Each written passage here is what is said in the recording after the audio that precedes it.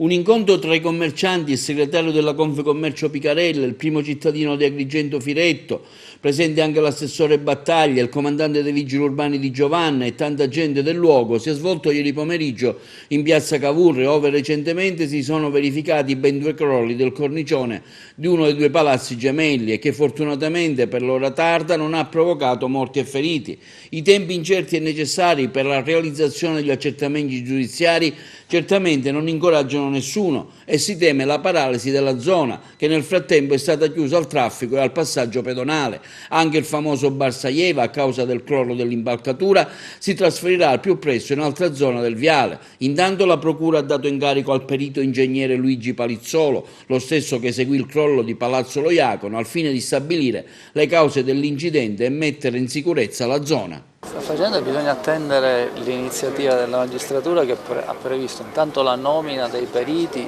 che faranno in contraddittorio con quelli dei proprietari un sopralluogo. A noi siamo interessati a conoscere in tempi che la magistratura riterrà necessari ciò che serve a poter realizzare quelle operazioni di messa in sicurezza in carico al privato che ci consentano di poter riaprire in condizioni di assoluta sicurezza la strada e fare in modo che grande parte degli esercizi commerciali che per ragioni di perimetrazione dell'area di sicurezza in questo momento vedono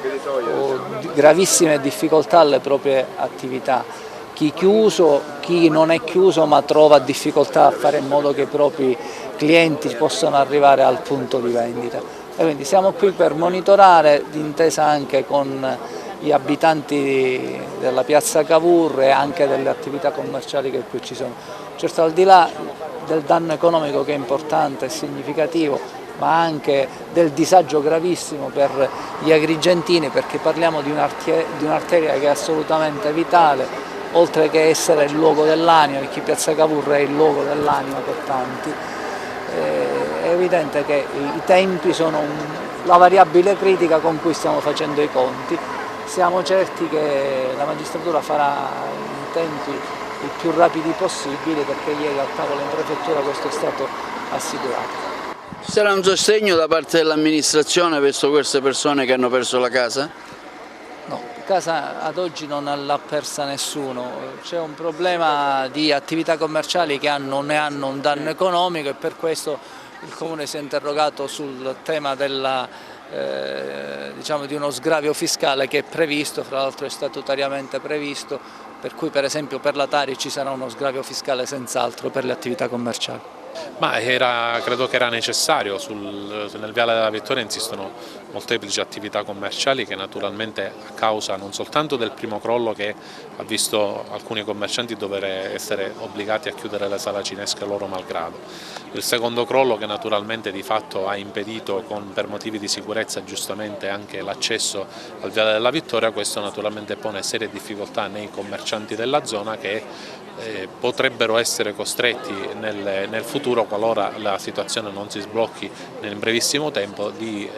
mandare persone in cassa integrazione o addirittura chiudere le loro attività. Naturalmente abbiamo accolto in questa sit-in che abbiamo organizzato, abbiamo invitato anche il sindaco di Agrigento, che lo ringraziamo per essere venuto e per aver